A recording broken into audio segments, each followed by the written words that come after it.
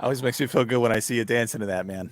I can't ever not dance to I went through Well, several welcome. iterations with that with my kids when I was making it. My kids were it. like, "Yeah, Nice. Dad, that doesn't work." And then they were like, "Yeah, you got something going now. You got something going." Uh-huh. So, Uh-huh. Um, yeah, welcome to Winnie Warcry, our tabletop and beyond podcast. We're glad that you have joined us. I had some weird things happen just now, and I'm wondering if I'm delayed a little bit again. But all right, I Justin, yeah, how hear many? you just fine. Yeah, you Yeah. sound good. okay, good. All right, I, we're I good. realize. I also realized too. I'm not using my fancy microphone. I'm using my other one. But if you think I sound good, then I sound good. Sound great, man. You're definitely using a fancy webcam. You're coming in like triple HD. Mm, I do Yeah, have a fancy webcam. You can see yeah. all the 4K. blemishes My on my eyes can't face. even perceive how incredibly crystal clear your webcam's coming I in. was thinking that the other day too when I was looking at you. I was thinking, What it does do is it shows how incredibly thin my beard actually is. yeah. Yeah, You we're gonna know, get to you this can stage where we're gonna have to start wearing makeup to do these podcasts. We'll go back. We'll go back to crappy webcams so we don't have to Yeah. exactly, exactly. then. Awesome, awesome. Well, we've got an awesome show today. We are going to talk about the recent reveals at Warhammer Fest. We're going to talk about Sylvaneth, which is, I think, an interesting warband that has a lot of potential that not a lot of people are playing. And then we are going to talk about terrain and how to best set it up for your Warcry games. So let's get into it real quick. Hobby table, Jason, you're up. Go. My hobby table's pretty empty right now because I'm in between war bands. I'm trying to figure out what I played a lot of death. I played a lot of destruction. I'm trying to figure out what I want to do, and I'm either looking at chaos or order right now, which is great because I think we're going to talk a little bit about order today. So, hoping next time to have something on my hobby table. Right now, it's blank as I'm kind of mulling through to figure out what I want to do next. I literally have not finished that Zinch warband that I complained about last month. I have put some more paint on it, but it's so rough. I took a break from it to assemble a Rockgut Troggoth, and that kit is incredible. First of all, my Rockgut Troggoth is carrying a goat. He has a nest of birds on his head. The, I mean, it's just That came in the incredible. box. That comes in the box. So What? the box only makes 3 Trogoths, but you know how so many kits, like I have the Blissbarb Archer kit, and it is kind of monopose. You can work really hard to make it not monopose, but this Rocket Trogot box, you've got at least 90 different variations of Trogoth you can do because there's like for each set of legs can go with each torso, which each torso can then have at least 4 different right arms and left arms that you can miss and match. Hmm, Yeah, and it's really crazy. I think they've got like 12 heads in there that then can go on all the different bodies that are all sort of nice, interchangeable. Yeah. nice.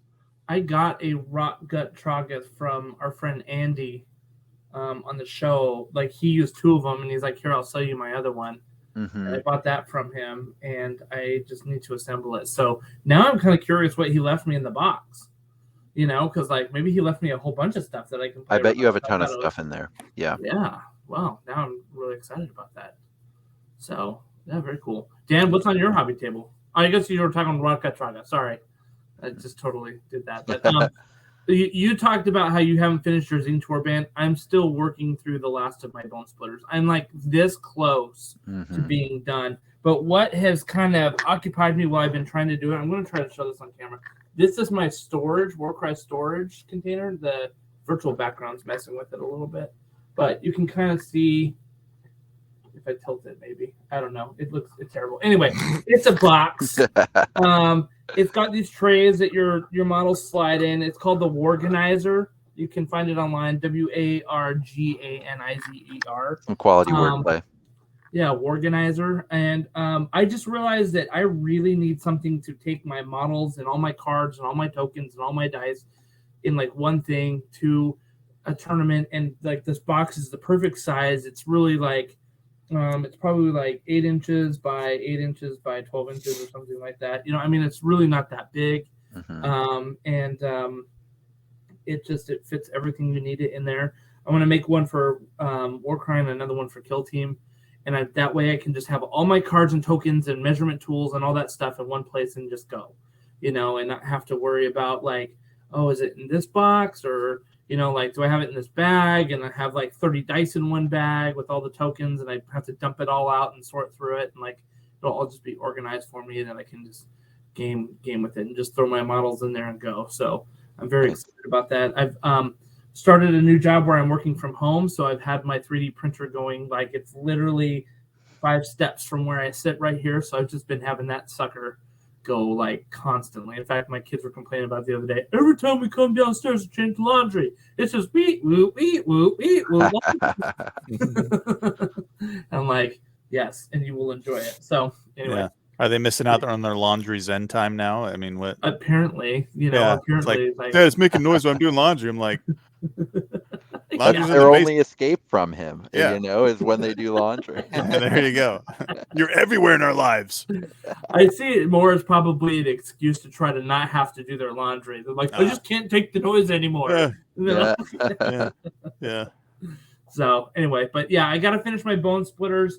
And then I honestly think I might switch to painting up. I have a kill team that I need to paint up and try out, so I might swap over to that real quick. But my next Warcry one is definitely my Horns of Hashut. I need to get those painted up for sure. Like they've just been staring at me with like looks of guilt and shame that I can see them right now staring at me. They're like snapping at you from the background. Hey, hey. These you built this a while ago. These bullhorns aren't going to paint themselves, buddy. So yeah, the Horns of Hashut are going to be my next one, but I still have a whole bunch to paint, of course, So anyway, cool hobby table. Let's talk about our news that we have coming up. So let me pull that up. And I think I did this to where I don't need to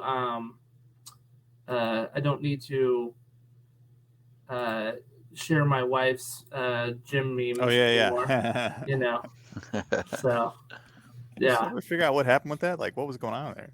I don't know. I think I opened up a picture, but like all the pictures were there, and so like when I tried to like move in, I was scrolling and it just scrolled along the options. It was my laptop. It was doing weird things. Stay motivated. That's the important thing. That's right. That's right.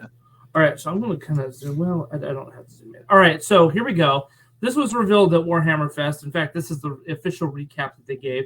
This is the Nightmare Quest box. We knew this box was coming, and we pretty much knew that it was going to be Stormcast versus FEC based on the potato cam leaks that we talked about in our last show. Right. Yep.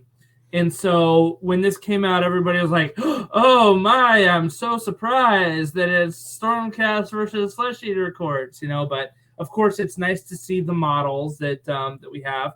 And I kind of like these models, but I kind of feel like they're still a little Stormcast derivative. Like I feel like we've seen all these models before, just maybe with a little bit of different flair, They're Stormcast with belts, or maybe like their Vanguard, but with Thunderstrike armor, something like. I think that must be it, is that people feel like I've got some Vanguard back here somewhere. Yeah, it's like they're these Vanguard guys, because, we've got the straps on them. We've got the, straps right here. In fact, this is the back of this guy is really, really serving up the same energy as these guys are. Does it show the back on this one? It doesn't show the back, but I just mean like, he's got a cloak, he's got lots of straps going on. Yep. But these are in Thunderstrike armor, and I think the Thunderstrike armor looks a lot better than the Chonk armor that these guys are in. So yeah. I think another thing with the sculpts is the Stormcast are always very like stoic posed of like stand your ground. So they're not real action shoddy poses that give a lot of variety to the to all of the models in Stormcast. They're all just kind of standing there holding their ground. All of the models. Yeah. And it looks really good when you have like 10 of them in battle. Yeah. But I can see it not really looking great in these little skirmish in these or I think they look good on the table. I just mean like in these pictures, when they're just straight on. Yeah. That's a good point. Yeah. They can. I mean, Stormcast can look very like if they're painted where they're real shiny and like kind of that knight in shining armor type of thing. You get them on the table and they do stand out, right? They command attention for sure. Well, and I like the chunkiness of Stormcast. Like I've got this little Slanesh guy who's like half the size. I mean, she's actually on a. Never mind. She's on some rocks, so she's the same size as that Stormcast. But they're they're very striking figures in the scale of the game. Yeah, I think they're great looking. So we've got here, right? You've got the leader who's kind of like he's got the Zandira. Is that how you say her name, Zandira? What's the Calthea Zandire? Yeah. Got the same kind of pose going on with the lantern, right? Mm-hmm. This looks like a retributor like pose. Yep.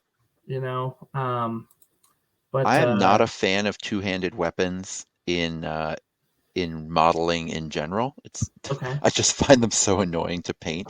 But all of these have variants. So if I can get away with it, I mean, if the two-handed weapons are just way better than everything else, I'm enough of a gamer. I'll probably make some two-handed weapons. But if they're even like debatably similar level of power, I'm definitely going to go with the multiple one-handers, because I actually do think that the poses on the multiple one-hander weapons that you're going to get to next slide look really good. But I assume you wanted to talk about this Lord Relictor. I mean, I do like a Lord Relictor in my army for his ability, right? Like, I wonder if he's going to kind of keep that same ability. I mean, he is a Lord Relictor, right? So he's either a Lord Relictor or a Knight Relictor. I don't know which one, but Knight Relictors also have kind of a cool ability. Mm-hmm. Yeah. Yes. So, and he's a paladin, from what I understand. So I wonder if he has the 3-inch range that those other ones do. He doesn't have the same. It's a pretty. I think it's the lantern guy with the halberd who's a paladin. Oh, is he? Okay, this guy's the paladin over here. Yeah. Okay. Interesting. So he's just a great blade, I guess, right? Yeah, that's called. It's a 2-inch minimum, at least. Yeah. This one with the 2 swords. This is my favorite of the whole group. I like it too. I think it's. I agree. Yeah. I like his helmet. It's like a lion head on top of his other head. Yeah. I think it's cool.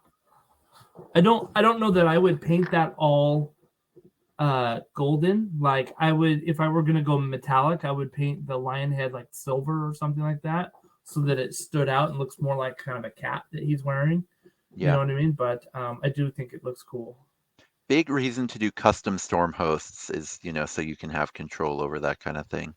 Yeah, for sure. So, and then we're getting into the Royal Beast Flayer. So this is the Flesh Eater Courts. They are. What does it say? They used to act as gameskeepers for the Vampiric Kings, right? Mm-hmm. And so they would stalk terrible beasts, innocent bystanders, and that threaten their noble kingdom. So what's interesting is you've got this kind of leader. He's not really a he's almost like an upgraded ghoul rather than like a horror, a crypt horror. Because he's not as big as a crypt horror, but he's like bigger and more oofy than a little ghoul. You know what I mean? Yeah, his transformation from ghoul to crypt horror is not quite complete, right? Maybe he's only feasted on half of the meal that his leader has left on the table. Yeah. And we get the other half of the beats. What do you think about his skeleton hand knee pads? I was looking at that and I'm like, could that work? I think it could. I mean, you'd have to tie the bones together because nothing's holding them there like together, like all the flesh is gone, right? But those bones are totally desiccated. There's no way that cartilage is still working as cartilage. Yeah. Right. But he's got it under his skin and that's where it stays. So you're never gonna lose it, right? Right. That way. I mean, that's kind of cool. Like if you need someone in the face, it's almost like a pimp slap. True. Yeah. I hope this guy's flexible enough to do moves like that. And then obviously we got our little ghoul. He's probably I would say he's kind of similar to the crypt ghoul, or not the crypt ghoul. What is the one above him, Jason? The courtier. The crypt courtier. Yeah. Like the one that's like just like got stat profile just above like the little lowly guy, you know.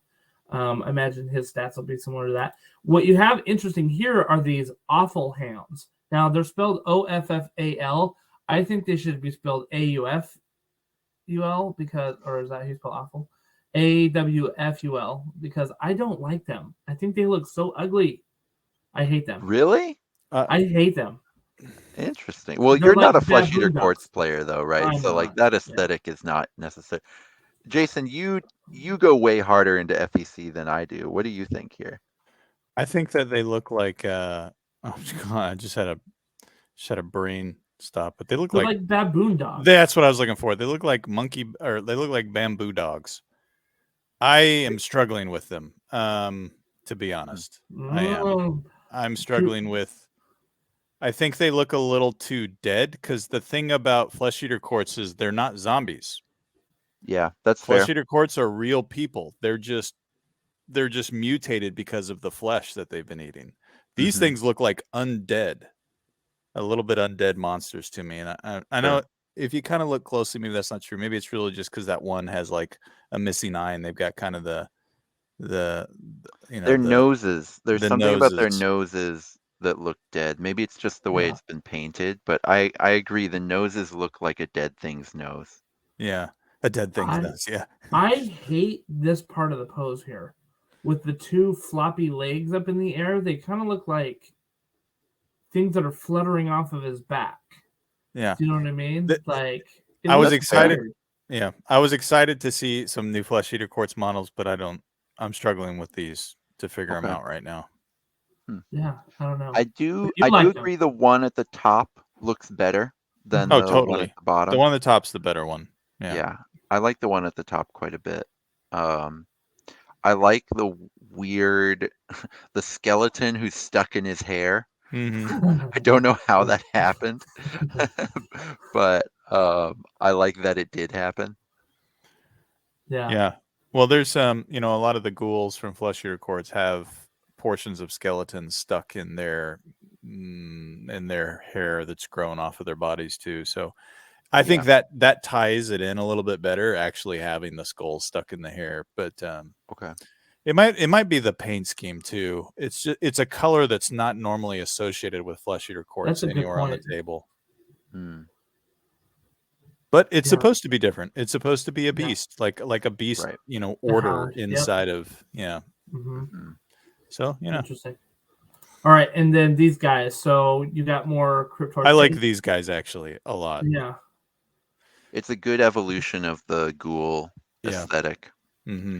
I think you got to be careful not to paint them as zombies if you're going to stay with the lore. But and this guy's getting dangerously close to zombie. He is. He is. Yeah. Is this a bow? I think it's a bone dagger. I think it's hard to see, but I think it's a bone dagger. It'd be interesting if it was a bow. If they threw one ranged guy in there. That would be because. Yeah, the only ranged right now is the. Are there ranged in Flesh Eater Courts? Yeah, it's the crypt. The crypt. Not the crypt horror, but the crypt flayer. Doesn't that have a ranged ability? It has a scream. Yeah. But it's just an ability. Like it doesn't. That's an ability. It's not a profile. Yeah, I don't think there's any other ranged. Yep. Here's some more ghouls here. I love these ones. Like I love the ears. The elite ghouls are cool. It's these two, and then the one on the previous. Yeah, just with the little helmet situation. I think that's cool. Because they don't have, if you do the sort of Bretonian equivalents, right? They have peasants and they have knights, but they don't necessarily have like your men at arms, right? And these kind of do that. Ooh, I like that. And I do like how, the paint schemes that they have here, like they've got, like some darker skin tones of like what that would look like if they became ghouls as well. That I think is a cool paint scheme to think about. So Yeah, the ears are interesting because the ears are starting to look more vampiric, right? And the lore in Flesh Eater Courts is the kings and the abhorrents. Those actually are not ghouls, or they're not flesh eaters. They're vampires that are leading their legion in the great illusion, right? Yeah. But these guys have ears that look more like vampiric to me. So I don't know if maybe there's something special about these guys. Maybe they're like minor nobles, like a baron or something like that. You know what I mean? Rather than like because if you read the lore behind Flesh Eater Courts, you could kind of, the ghouls, the cryptors, the flayers, those guys are all living the grand illusion, right? Yeah. They think they actually are knights in shining armor and all that.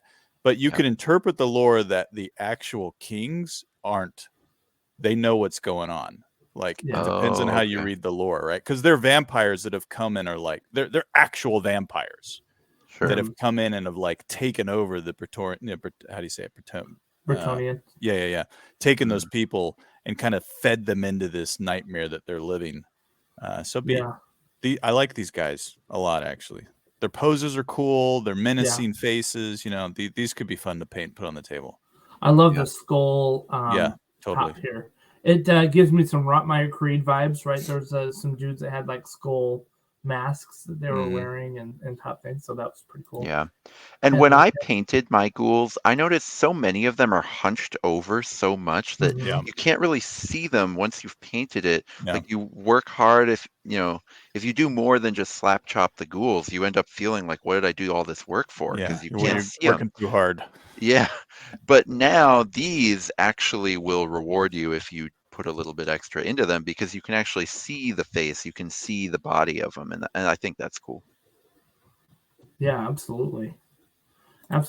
So if you were to split a box with a buddy, which warband would you want? I'd see if I could get my buddy drunk enough to give me both warbands, and then he takes the terrain. You're not a fan of the big pyramid in the middle? It's fine. I would like the pyramid if it wasn't just with the same two trees, but with the two trees not having like cool extra stuff to them. Like at least with the last set, the two trees had those palisades so you could make like a little fort, right? Yep. Yeah, it's like the pyramid is cool, but the rest of it, I mean, it's been covered by plenty of people now. Like I think the general approach was a bit of a mistake for the way they did the terrain in this season. This is interesting. I kind of agree, and this is interesting because if you read and we'll talk about it a little bit later, if you read the book on how you should set up terrain, I think it actually says in every quadrant of the board you should have at least 2 substantial terrain pieces. And when you look at this, there's only 3 substantial terrain pieces in the entire box, because all the other stuff's just like scatter stuff, right? Yeah. 2 of the scatters are pretty big. At least in my box, my Sundered Fate box, I think it's the same scatter sprue. 2 of the pieces are pretty legitimate, but the rest of them are basically nothing. You just go right past them. It's an interesting board. I don't know. We'll see.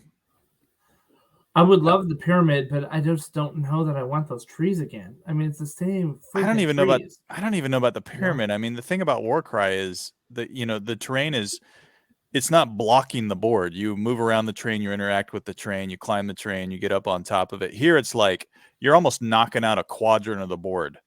You just can't play on. True. Right? Yeah. Well, we could climb up. I'm not climbing up. That's like a turn and a half, the movement to get up there.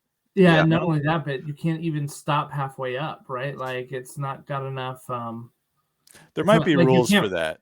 I mean, you can't put your miniature halfway up, is what I'm saying. Like you'd have to like wobble model it, right? And say, or you can't end your activation halfway up, which I think is a weakness here. And unless they have like specific missions that come with the box that reward you for getting onto it, I agree. I'll just see it as like, here's a giant column of the board that I can't go on. I'll treat it. All my models will treat it the way my mounted models do, basically. I mean, in general, I think something that it hasn't been an issue for me, but one thing that I think would make Warcry better is if there were just more situations that encouraged you to go climb on top of the terrain, because Right. I do think, my games where I'm doing that are more fun than my games Totally. where I'm not. And, I feel like it only happens maybe a third of the time, would you say? Mhm. You actually climb I think onto the that's fair. terrain, at Yeah, least for sometimes me. there's missions, and sometimes I mean, it's missions like we played one at Adepticon where like you had to be like you got victory points when you were up on top of the terrain, right? Yeah, But you yeah. know what happened in those games though with me? Everybody got up in a terrain and just stared at each other. You Yeah, know, I don't like so those because it's like you have to get onto the terrain, yeah, which to me is the exact same as you can't get onto the terrain, right, right? right. It's in terms of like gameplay, how much I Hmm. like it. Like I don't know, I want two levels, I guess is what I'm talking about. Yeah, Or yeah, two levels being legitimately used. Yeah. yeah. Interesting. Okay, so going back to the question, if you're splitting a box, which warband would you want? And now we Oh realize that nobody man. wants the terrain, so you know. So it's tough. I actually do like both of these war bands. I would say my favorite one of this season so far has been Jade Obelisk, but these Mhm. are right up with Rotmire Creed for me, like right behind Jade Obelisk. Both of them are. I guess I would go for the Flesh Eater Courts, but it's Oh, it's pretty close for me. I would have picked Stormcast Eternals for you, but that's cool. That's cool. What about you, Jason? I'm not sure. I was thinking about getting the box to try my hand at Stormcast because I've never played Stormcast before. Mm. I would say I'd probably really be salivating over the Flesh Eater just to add to my Flesh Eater army, except I don't like those dog thingies. They're turning me off from the whole thing for some reason. I don't. Okay, fair enough. I want to look at the stats to see if I can build a list with the rest of them and just avoid Mm. the houndish whatever they are Yeah. things, One Um. thing or maybe that, Yeah. just Go ahead. proxy a different model for them. yeah, Yeah. Maybe. I'm really curious about. So in the article about specifically the Stormcast band, they kind of implied that all of them are leaders. And Oh, the one that they showed had the leader rune mark despite not Mm-hmm. being, or had the hero rune mark despite not being the leader of the band. And if that's the case, then I would go for the Stormcast because if this is just a team of 6 guys that can go into all of your order armies, like all 6 of them, that's amazing. And then only one of them has to be good for, that purchase to eventually feel like something that you love and get a ton of mileage out of because then, the one that you have, like for example, I have a buddy who has Askergan True Blades Yeah. and, you know, he plays the the whole warband a little bit time to time, but for the most part, he's kind of disappointed with how they play on the table, except for the leader. And so he feels great about the purchase because he puts that leader in everything. He's got 2 other death armies already, and so he just like he puts the leader in always because the leader's really good and that makes it worthwhile. Um, yeah, so this guy, I mean, Mm-hmm. he's not my favorite model, but he's reasonable, and it only takes 1 or 2 good ones in the warband for then all of a sudden I can ally them into every single order warband I've got. So, This that is a good profile. I mean, 165 for a guy who moves 4, toughness 5, 20 wounds, 4 attacks, strength 5, 2, 4 damage. Like that's a decent profile for 165. That's uh, better than yeah. the Savage Big Boss that is 185. You know, hmm. so Yeah, I mean well, that that's not Savage true. Big Boss Savage has, Big Boss goes 3-6 on his damage. yeah, Um, and has charge. yeah, Um, I think it's all about for me if the ability with that rune mark is any good. They didn't show it in this article, so we have no idea if this right. guy's ability is any good or not. If it's good, then this guy's amazing. If it's not good, then he's okay filler. If he's not good, but every time they do these previews, they show one of the fighters. They know which ones are good and which ones are bad. Yeah, It's always the most average one. right. Like there's always a worse one in there, but there's always at least 2 that are much, much better. So yeah. yeah. This is, I think, what you're talking about, right? Where it says united as a band of heroes, Yeah, right? totally. And then he's These got the gold, hero rune mark there. right? So who knows? Exactly. Maybe it's And a he's, misprint. Maybe there's a special rule about it. oh, I don't think it's a misprint, right? The 2 abilities that they did show, actually, I think they showed 3 abilities, and their reaction. I thought that their abilities that they did show for this were pretty good. I mean, this double of like being able to take down an enemy fighter and then make a bonus move or bonus attack action. Sure, it's situational. Like if I've got an extra double that I know that I'm not going to use, awesome. You know what I mean? But I think that's hard to plan for because sometimes you just don't know if you're going to kill that guy. I mean, if they've got like 3 wounds left, sure, maybe you'll probably end up killing it, but who knows? You could whiff, and then you just, it. I don't think it's something It's really you can plan good in on. ogres. Ogre Maw Tribes has it, Yeah, and it's good for yeah. them because they know they're going to get the kill, so Right, they exactly. don't want to, so they know they're not going to use the dice. I mean, the biggest, toughest Stormcast could get use out of that. I think one of the Stormcast chambers does have that for their leaders, Mhm. and it's good there. But Yeah. we'll see. I mean, if there's a really killy one in this group, then that'll be good on that one. Yeah. The Face Me Cowards, I like this one. This is a net, essentially, right? Where enemies that begin their activation within 3 inches of this fighter cannot make disengage actions or end move actions further from this fighter. So I think that's that. I mean, you essentially made a net with just a triple, and you don't have to roll for it. I think yeah. I hope the fighter who's carrying that is like impossible to kill. Because otherwise, Yeah. they are allowed to just pile into him and attack him. Whereas, a netter who nets them and gets 3 inches away, they can't kill the netter. They can't, Right. they can't run into That's the true. netter. Here That's they true. can at least go They attack can that still go guy. back in. Yeah. But if you do something like, oh man, like imagine running towards a deployment group, not getting within an inch of them, but doing face me cowards kind Yeah. of onto the side of them, and then all of a sudden none of them can go to the objective, Right. right? And they've got like 5 guys and none of them can go score points, and then like that kind of helps catch you. I mean, maybe, right? There's potential there. Could be fun. So this is the guy who has this is the twin bladed guy, right? It's the twin Azeron blades. Oh, So I'm gonna guess that he's toughness 4, 20 wounds. That's a Stormcast. Toughness that would 4? be the first. Toughness 4. That would be the Yeah. first T4 Stormcast I think ever. I mean, How's yeah. that possible though? He's wearing the armor. Yeah, but he doesn't. Yeah. Yeah. I'd say toughness 4. He's wearing the same. I'd say they'd have to model a different armor on him to be toughness 4. So you're thinking Bold he's prediction still for toughness 4. Justin. Yeah, there you go. Yeah, there we go. Yeah.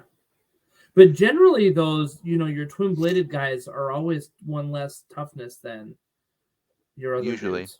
Yeah. So anyway, so I think it's interesting. You're right. It's not like a true net because they can still come and kill the guy, and then once he's dead, then that ability's over, right? So, but I want this on a tanky guy, so it's kind of too bad you telling me that it's on the double sword one, because I want it on a really tanky one, but that's okay. We'll see. So you're right. This guy here is a Knight Relictor, not a Lord Relictor.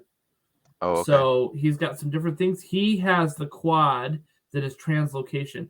Now, Jason, in our last episode, you asked Dan, like, can they just make quads that aren't like that you would take over Rampage? I think this is one of them.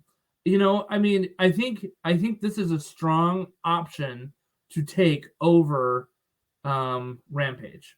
I think it is situational a little bit, but it's not so bad that Rampage is an auto take over this, because it allows you to pick a friendly fighter within 3 inches of this fighter, remove that fighter from the battlefield, then immediately set them up anywhere on the battlefield more than 4 inches from all enemy fighters. What's cool about this is that you can pick a fighter who's in combat. It doesn't say they have to be not engaged with an enemy fighter. So somebody could be getting their butt kicked, and you're like, I just need to save that guy and go cap an objective, bloop, and out he goes. Right now, you have to have a quad for it, of course, but you don't have to have a great quad. You can have any quad, and yeah, I mean, I think I would use this And I would try to use this as often as possible because that gives you some incredible movement for these, probably movement 4, sometimes movement 3 Stormcasts.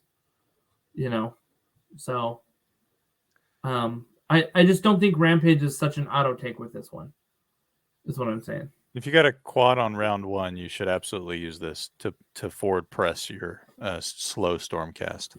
Oh, Yeah. dude, quad this guy, use the quad here and yeet your little double-bladed dude and go tie down a whole battle group with your other guy, right? That would be amazing. I don't know that it's possible to have a quad and a triple in round 1. I think you have to. That would be hard. Yeah, but if you got a quad, if you got a quad in round 1, you could throw him over there, and then in round get him doing something, and then in round 2 you could most likely have a triple if that's what you were going for. Yeah. Oh yeah, totally. Oh, you could yeet him to a upcoming deployment group, and then the next round you freeze that deployment group in place. Totally. Yep. Oh my that's a great idea. That would be amazing. That makes sense. Yeah, I think this is I think this is one that that could be used That's an interesting outside combo. of Rampage. Yeah, it definitely seems busted in treasure missions, right? Because they catch up to your treasure carrier. Well, they're not going to kill it right away, so you're going to have time. Then you go and you use this Quester Soulsworn, and you just put it on the other side of the battlefield. I'd like to point out that I think every time you use this, because we have now trademarked, the yeet for this, you've got to yell out yeet every time you pick them up and send them out somewhere. Yeah. I was trying to figure out where yeet came from, but it's definitely not us. We can't trademark yeet, but yeah. But I think with the Quester Soul, Kanye's very litigious. He would get involved if we tried. We just need to, but I'm encouraging all of our listeners every time they use this ability, go yeet and send them on their way. Okay, let's talk about this reaction though. This is the last thing that we'll talk about with this box, but I think that because we haven't seen the preview for the Flesh Eater Quartz, I believe that's probably coming out tomorrow. After this recording, but this reaction is amazing. It is so good. A fighter can make this reaction when they are targeted by a melee action after the damage is totaled, but before it is allocated to this fighter, if it is enough for this fighter to be taken down. So basically, your fighter's going to die. He knows he's going to die. If he's got an action left, he can use it as a reaction. What you do is you pick another friendly fighter. That fighter makes a bonus move action or a bonus attack action. It doesn't say within 3 inches. It doesn't say within 6 inches. It's another fighter anywhere else on the board that you can basically make a bonus move or bonus attack action. I think that's really amazing. Because you're basically saying, yes, I know my guy is going to die. He didn't get a chance to fight. Somebody else is going to be able to do that for me. So, yeah, really cool. Really, really good. One of the better reactions I think I've seen in the game, to be honest with you. I think it's really good. It's incredibly good. And I think it's important for them to do that for Stormcast because Stormcast are so big that you don't want, it's not worth it to ever give up an activation to use any of the universal reactions, right? And so it's good that they have a really powerful reaction to kind of match, how to be equivalent to one of their regular actions, I guess. And you can say this: the most that this will ever happen is 5 times in the game, because there's only 6 fighters, right? Sure. So the most that this could happen is only 5 times in the game. That's a lot, though. I would say the most that could ever happen is 1 time in a game. I don't think you'll ever get this to happen more than once. Well, no, what I'm saying is the most that could happen is 5 times. I agree that it's only going to happen. So there's a lot of room to push it from a design perspective, you mean? Yeah, sure. Exactly, right? Where you can say it's not if they take a certain amount of wounds or something like that. It's if they're going to die and they still have the reaction, then you can make a bonus one. That's a really powerful reaction. Do you think it should have been in that case? Because it's so hard to, especially when you're playing Stormcast, your opponent is always in the driver's seat about like I've only gotten Thunderous Departure off a couple times because Mhm. it's like, So- there's so few times you can use Yeah. it. So there's a key here that we need to make sure we don't overlook. You have to choose to use the reaction before you know you died. Um, A fighter can Yeah, make this that's reaction true. when they are targeted by a melee attack action. After Yeah. the damage is total, but before it is allocated as fighter. If it isn't enough, then you yeah. can do Well, no, this. you know you're gonna die. Oh, you might not. Oh, I don't think that's You might not. obvious What? to me With at a No, all. toughness Yeah. 5? With So, a toughness 5? Yeah, After I the often damage is bank total. on. Hold on. After the damage is total, you know how much damage is coming. Look at where the comma is. After Okay. a fighter can make this reaction when they are targeted by a melee attack action. Okay, one. Comma. Yes. After the Yes. damage is total before there's allocated as fighter. Yes. If it is enough So- for the fighter to be taken down. Period. Okay, yes, but it's after the Pick another damage is friendly total. fighter. You know how much damage is total. So No, you're saying that you pick choose it before you're Yeah. targeted. Like you pick when you're targeted, aren't you? Don't you? No. I would say you No. pick when you're targeted. When but they're targeted after the damage is total. Oh, okay. You could say there's 2 commas here. Yes. You could say it's at the first comma or the second comma. No, this is all. No, you're right. together. You're right. It's the grammar. Grammar sucks. Grammar's hard. Yeah. It's because they have like 3 commas in this sentence. Yes, they do. They do. The whole world is mad at WotC right Yeah. now, but this would never happen if WotC was in charge. Yeah, because the real clause is after the last comma. If it is Yeah. enough for this fighter to be taken down, period. Yeah. Yep. So you pick the reaction if it is enough for this fighter to be taken down, period.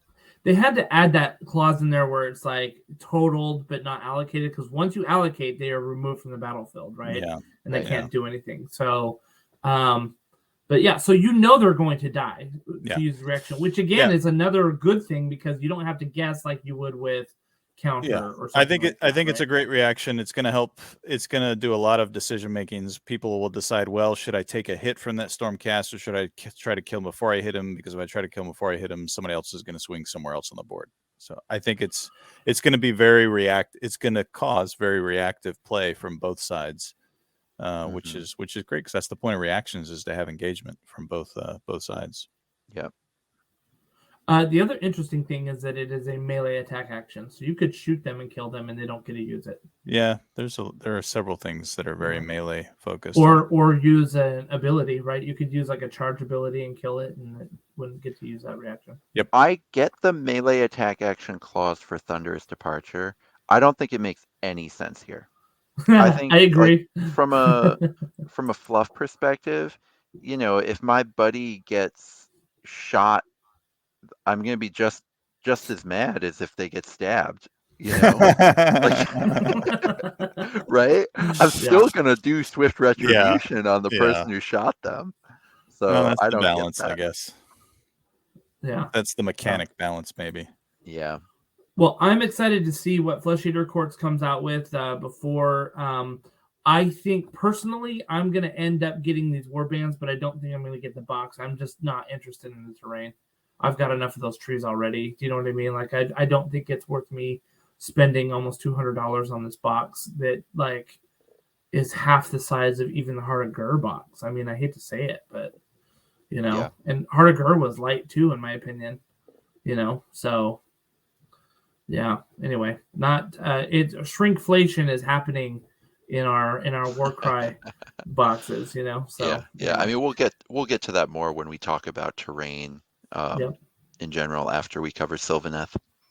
Speaking of which, let's get on to Sylvaneth, right? Let's see what we got here. Like I said before, I was hoping that we could talk about a warband that's been around since the beginning. I believe Sylvaneth had cards in the original 1.0. They may not have been the best, and I think that sort of discouraged some people playing with them, but they do have a lot more options. They've in the digital compendium that they released, they added the new models that they had in the release. I don't know if that was for good or bad, because I don't. We'll talk about some of those models, but I think Sylvaneth is worth looking at because they do. I think that they can be very competitive. They have a lot of tools. They have a lot of I wouldn't say they have a lot of options, but there are good options in their warband. So Well, they have Yeah. a lot of bad options too, Yes. is the funny thing. And I think that is part of why we haven't seen like a ton of successful Sylvaneth lists. I've been compiling tournament data. I've got 1,000 games now tabulated, and Sylvaneth are at 40% win rate. But I'm pretty sure it's just because of how many bad fighters are in Sylvaneth that I don't even think count as options. But I agree with you. They also have good fighters and they have good options in there. So let's start by looking at their abilities. I think it's always good to look at their reactions, because I think that's comparable. They have Vengeful Spites. It is available to all Sylvaneth fighters. A fighter can make this reaction after they are targeted by a melee attack action, but before the hit rolls are made. For each hit roll from that attack action, allocate 1 damage point to the attacking fighter. For each critical hit, allocate 2 damage points to the attacking fighter instead. This is just like a reverse It's shared counter, fate. Mm-hmm. right? It's the same as the Sylvaneth, or sorry, the Slaanesh one. Yeah, Yeah. share the pain. Or Yeah. shared pain, not shared fight. Yeah. It's good, right? I mean, it's not good enough to build around, in my opinion, but it is good, and you're happy when you use it. I think this is one of the best reactions for chaff. I mean, it gives so much more value to chaff in the game. Because you're guaranteeing if your chaff's going to get killed, it's guaranteed to do damage to the person attacking it. Yeah. That's fair. Yep. Yeah, very true. Very true. Are there any abilities in here for you guys that stand out as especially good? I mean, I love the Spite Rev triple or double and the Tree Rev triple. Most of their abilities, I think, are pretty bad, but they just have so many abilities that, Yeah. they managed to score 2 pretty good ones in there. And, they've got a +1 attack buff. Yeah. So the double that you're talking about is the Shrieking Terror, which essentially is like a net, right? Pick a visible enemy fighter within a number of inches of this fighter equal to the value of this ability and roll a dice. So I've always enjoyed abilities that use the value of the dice as the distance. You know what I mean? Because I feel like if you roll a low double, then there's still consequence to having a low double versus a high double, right? I've always felt like the Dragon Maul should be a number of inches equal to the value of the ability rather than just straight up 6 inches, so they use this here. Anyway, on a roll of 3+ until the end of the battle round, that fighter cannot make move actions or disengage actions. So built-in nets with all of your Spite Revenants. All of them have it, essentially. And it's on a double, which we saw Eric Ochter, who is kind of a Nova resident here. He is one of our tournament guys. He played Sylvaneth at the Nova Open last year, and he used this one to great ability. He netted our friend Casey's Ogoroid Myrmidon like 4 times in the game. And the guy just he couldn't do anything, right? That's hilarious. He just basically had this little tree spite babysitting the Ogoroid and just be like, okay, I got initiative, cool, net. Okay, cool, net, cool, net. And I mean, it just there's nothing you can do about that, right? And so you have a little 70 point. I won't say how many points, but around 70 point model, tying up a 300 something point model for the entire game, right? So it's really good. It is good, but it's also one of those it shows that while the game is fairly balanced, there are situations where you can come to the table and just not be able to play your game. If you just roll initiative dice such that you can never win initiative, and this tiny little model can throw a double at your 300 point and never be able to play it, it's just an example that there are ways for the game to make it so that you can't play your side of the game. I think though, yes, I agree with you, but I think though that you have to have a lot of things going for you in their favor to be able to do what Eric did. One, you have to win initiative every single time, right? Otherwise, that Ogoroid's coming and trampling that poor tree spite, right? So you have to win initiative every time. And you need an opponent who only has 1 threat. Right, exactly. Yeah. Opponent that has 1 threat. Number 2, you have to have the dice that equal the value of the ability. So, I mean, if they're 1 inch away, then they're 1 inch away. But, if you could roll a 2 on the dice and be 3 inches away, right? And number 3, you still have to roll a 3 up. You could whiff on the You could. Agreed. I was just making the statement that it is possible, as we saw. Yeah. The game still has mechanics that allow an unbalanced game to occur. Yeah. Yep. Is what I think. I think Dan's point is really good, though. Oh. Yeah. I won't talk then, since you're giving me compliments. Please continue. No, I mean, I think your point's really good, that if you have more than one threat, then you just bring that other threat over and demolish that tree spite and move on, Unless right? there are multiple tree spites. Yes, but yeah, you got to have more than one threat, period. Yeah. Right. Because if you just have one threat on the board, then they can just neutralize you multiple ways. Yeah. Yep. Yeah. Very true. The tree. I like Swarm of Spites, my opinion.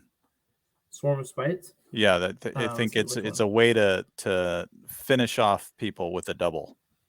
Right. So if you get a 4, you roll 4 dice on every 4+, you allocate 1 damage. Those times where you just almost but don't kill something and you really needed them off, throw the ability at the end and do a couple more points. So this is like the Lord Relictor's ability, right? Except the Lord Relictor does it on a 3-up, but the Lord Relictor's ability is a 3 or is a triple, not a double. So I do like that for the Swarm of Spites. And you have 6-inch range here, so it doesn't have to be something that you fit, like your fighter failed to kill. Unfortunately, what's the fighter this is on? I feel like I remember it being on a pretty it's on the branch profile. witch. Yeah, I don't love that branch witch, to be honest. And it's only on the branch witch too. Yeah. Yeah. The branch witch, all of the range, the branch, just the branch witch has a terrible fighter profile. Yeah, these 6-inch move fighters often, you can have 6-inch move and a good ability. Okay, you don't get anything else good for that point. Right. And that's I don't think that's a good enough ability to make up for this fighting profile. Do you know what I mean? Like, it's a good point. You're getting let's say you get a 6 on the value of the dice, you're going to get 3 of those that get through with the 4 up. You're better off using just larva shafts to increase the strength of that shot attack to try to do a 3/6 damage for 2 hits. Yeah. Yeah. But we gotta stop burying the lead here on Enrapturing Song, right? Yes. Or sorry, no, it's Walk the Spirit Paths. Walk the Spirit Paths. Yeah. Yeah, the Walk the Spirit Paths is probably the best ability, and it honestly makes you need to take tree revenants. At least one. Maybe not multiples. Yeah. Yeah, because with this triple, you get to remove this fighter from the battlefield and set them up anywhere on the battlefield more than 5 inches away from enemy fighters. So this is essentially what we were just talking about with the yeet ability of those Stormcast, except that one's a quad and you get to remove somebody else. This one's a triple and you get to remove this model. I would take this one over that one every time because this is a triple. And you get to do it on this one's activation, right? So, it's a really good one. In that same or in a different game, Eric Octor won the treasure mission handily that we had with this guy because he just kept moving it from board corner to board corner to board corner. It's the only time I've ever seen someone loud mad at a Warcry event. I've seen people quiet mad. Literally every 1v1 game I've seen people quiet mad before because certain things happen, right? But loud mad I've never seen in Warcry except specifically in that instance. Yeah. He was upset, that guy. Yeah. He was like, "Why can't I can't even get to him?" And I'm like, "I don't know what to tell you." You know what I mean? Like I just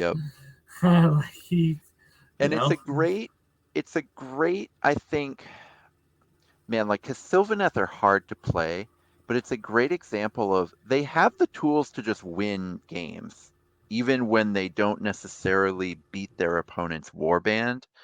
You can win games with them because of, Shrieking Terror, because of Walk the Spirit Paths.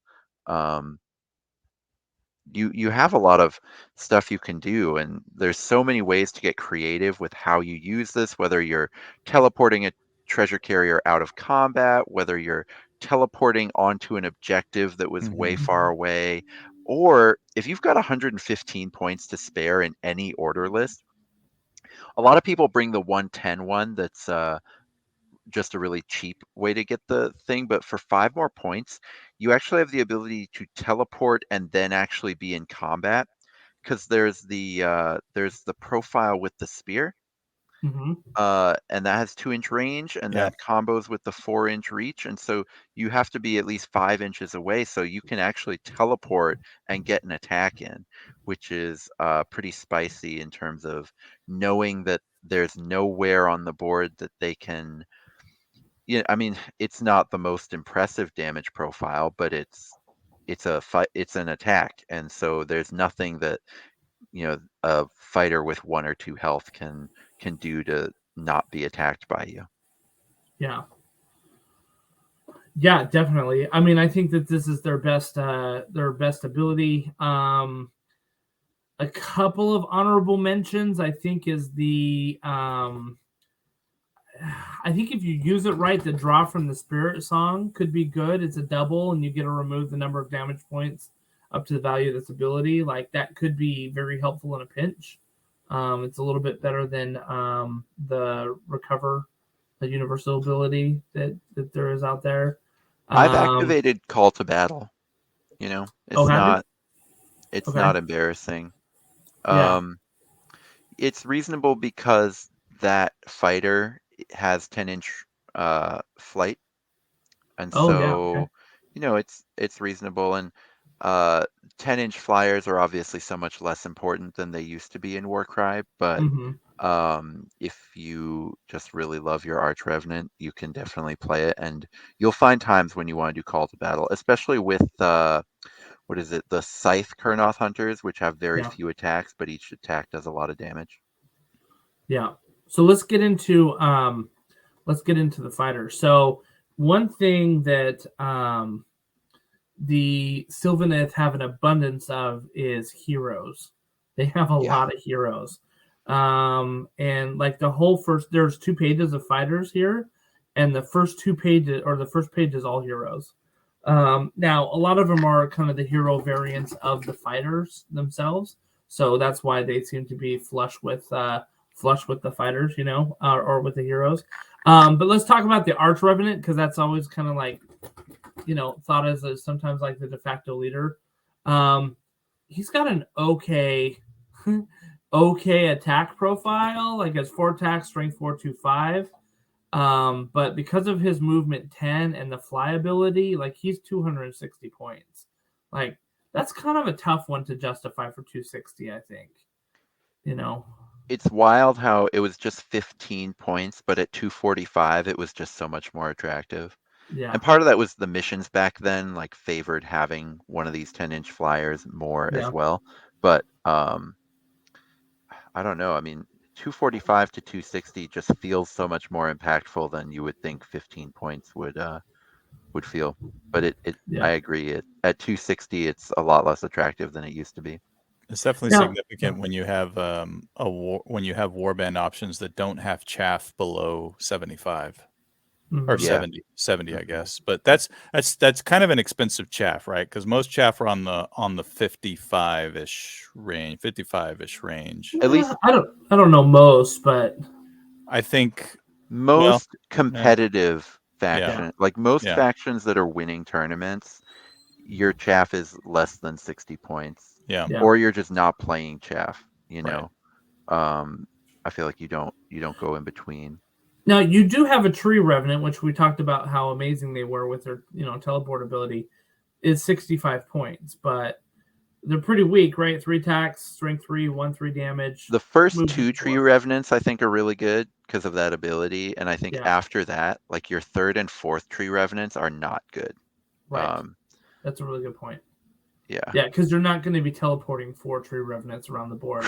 Around, right. You know what I mean?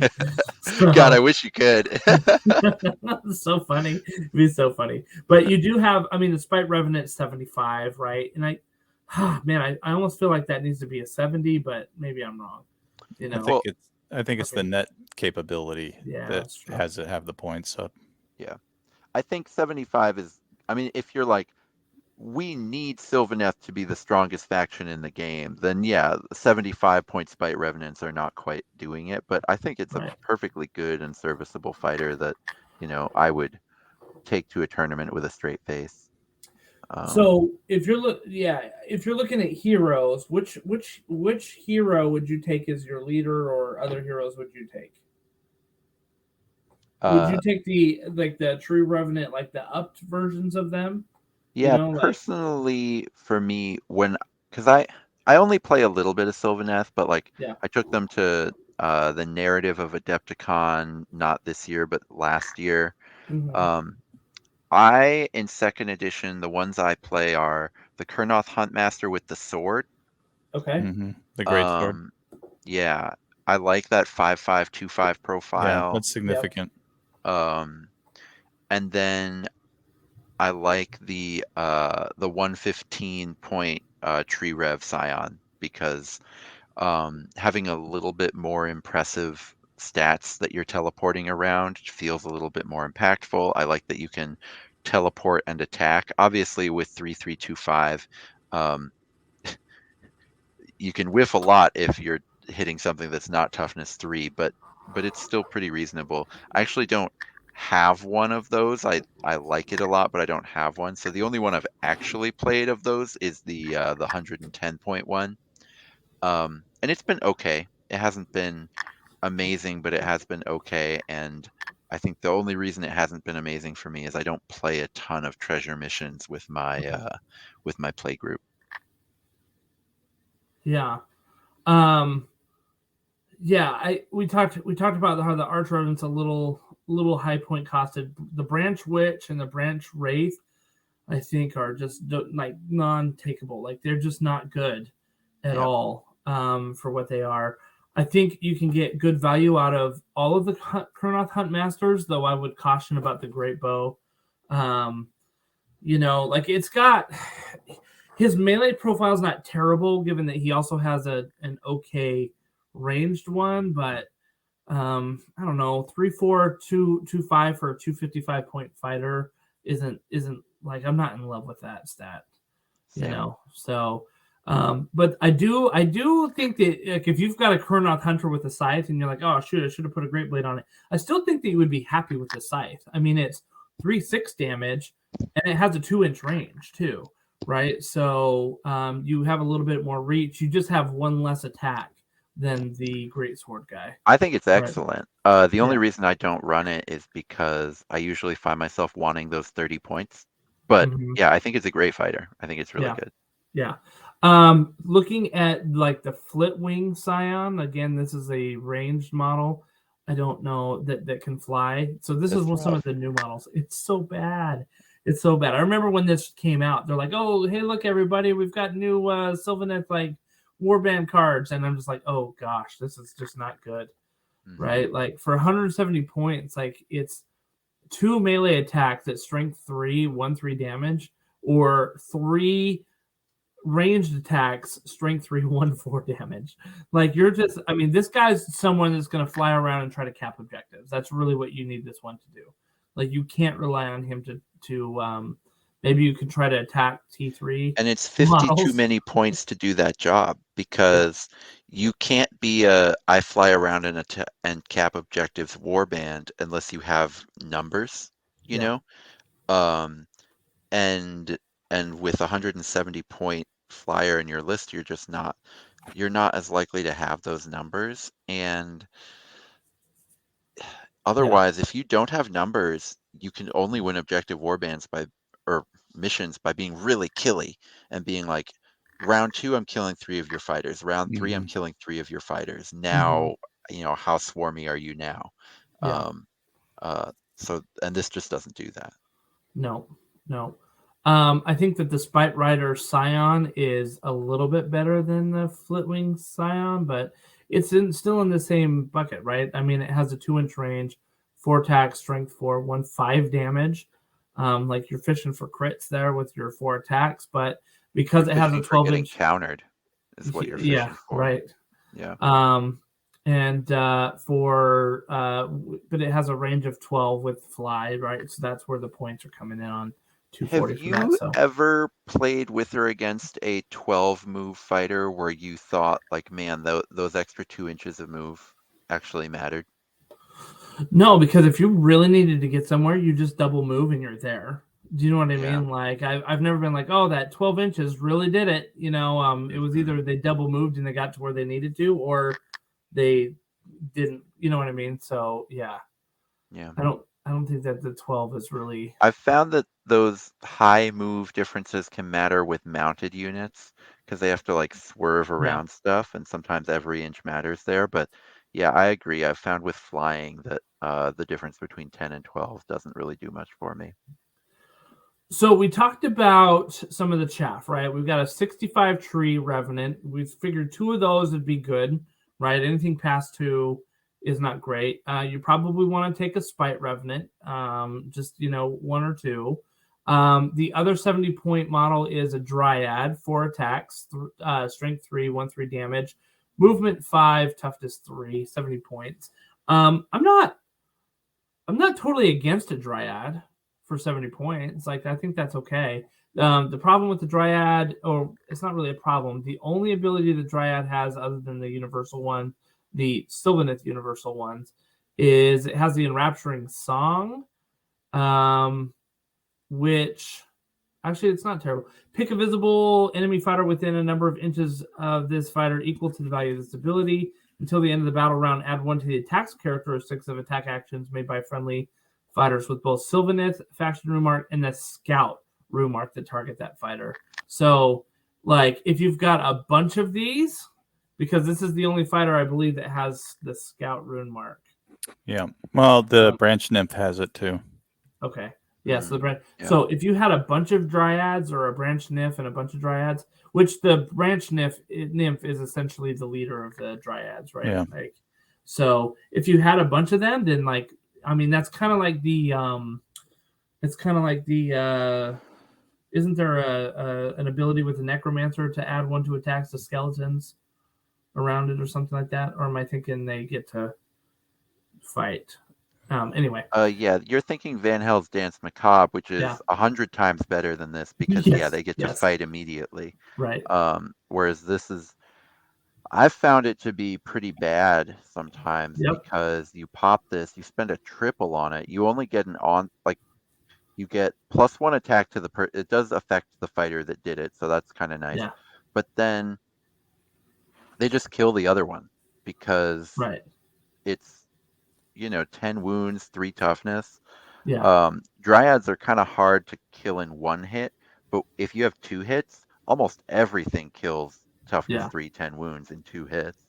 So yeah, it can be tough to set this up And to really unless you get the have like value, yeah. really a silly amount of dryads, in which case Yeah. you're playing a warband that has a silly amount of Yeah. dryads.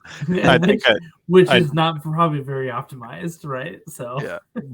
just find a way to squeeze 5 points in and bring a spite revenant and get a 4 on your a 4 on your strength. right. Yeah. 100%. Let's see. The Kurnos, obviously, they're great options, I think. Like the scythe, 3 attacks, strength 5, 3/6 damage, for 185 is not bad. They do have movement 4, which I believe in Warcry 1.0 they were movement 3. I think they gave them an extra movement. Am I right about that, or am I making that I up? thought they were 4, but It might I have could been be 4. wrong. It might have been. For some reason, I thought there were 3, but I could be wrong. I have found that I ran these with Calthea Zandire once, and I found that she really loved having things that were bigger than, in Thunderstrike, to get 7 models, you really have to run all the like cheaper Stormcast, and she loved having these bigger bodies to do her ability on. So that was kind of nice. I don't think they compare that well to like Stormcasts, the big Stormcasts, the fancy Stormcasts that are the same price as them, like the Sequitur or like the Evocator with the really big Grand Stave, or things like that that cost that same points cost.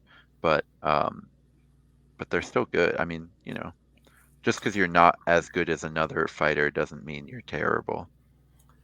Yeah, I mean, I would be looking at, your point about the Kurnoth with the great sword up in the leader profile. I would be looking at this one as well. Like it's a 170 versus 185 with the scythe. 4 attacks instead of 3, strength 5, 2/5 damage, right, instead of 3/6. So I think that the 170, if you're looking for points, that's exactly where you could get them and still feel like you've got optimal output right there. Mhm. So. Sorry. So just the other ones real quick. Gossamed Archer, terrible profile. Like it's just so bad. 2 attacks, strength 3, 1/2 damage on melee, 1/4 on range. The Revenant Seeker, 165. Again, this is one that can go 10 inches and fly, and that's about all that it's got going for it. It's got 3 attacks, strength 3, 2/4 damage, which the 2/4 is a little bit better than nothing, but still strength 3 with 3 attacks, like that's fine. I think that's fine against toughness 3 fighters. But Would you play this at 20 points cheaper? Would you put this in lists if it was 145? I would put it. I'd probably put 1 in there. Which one? The Revenant Seeker. That's 165. So if it were 145, and I'll tell you what, because I do think that this model, it's got 20 wounds, toughness 4. This model can hold its own against a lot of toughness 3 chaff models, and you could fly them to where you need to maybe clear out some chaff, cap an objective, and I think it can kill some chaff, right? But it's not killing those fighters, right? It's just like staying alive, because it's 3/3/2/4, right? You're not killing a toughness 3 fighter. Mhm. Yeah, I feel like I would need it to be like 115 for me to play this. Maybe 125. But if it had 4 attacks instead of 3, would that make it? Would you play it at 145? oh, I would definitely play it at 145 with 4 attacks, because then it can actually kill something. Maybe.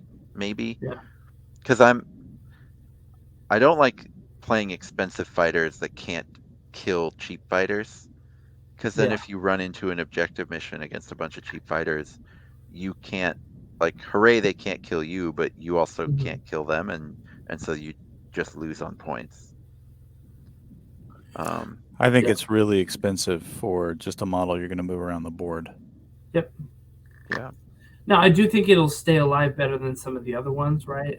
Just because maybe. I mean, once it gets engaged, it's locked down. And my question is, do you want your speedy, quick thing to stay alive? I mean, I guess if you're like, I'm going to go lock down your biggest, scariest guy and have him take 2 rounds to kill this instead of 1, but there's a lot of 165 points to do that. Yeah. I don't love that trade. I mean, if it works and it really does take 2 rounds, then maybe it's an okay trade. But if they have any kind of combos, they like a mega boss. What are the odds that you survive 2 attacks that are onslaughted with the mega? It's right. Yeah, I think a mega bosses could very potentially knock this guy out in one swing. Yeah, potentially. For sure. Yeah. And if we're not loving the Gossamed Archer, we're definitely not going to like the Spite Rider Lancer that is even more points, 185, 20 more points.